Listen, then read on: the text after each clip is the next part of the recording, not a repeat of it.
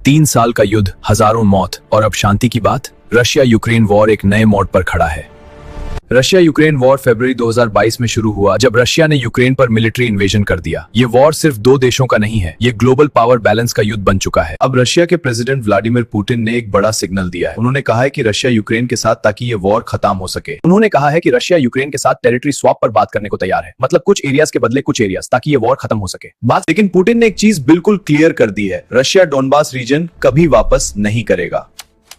Donbas में आते हैं लुहांस्क और डोनेट्स्क। ये एरिया रशिया के लिए स्ट्रेटेजिक है और यहाँ रशियन स्पीकिंग पॉपुलेशन ज्यादा है। पुतिन के मुताबिक रशिया ज़पोरिजिया और खिर्सन जैसे रीजन्स पर डिस्कशन के लिए ओपन है।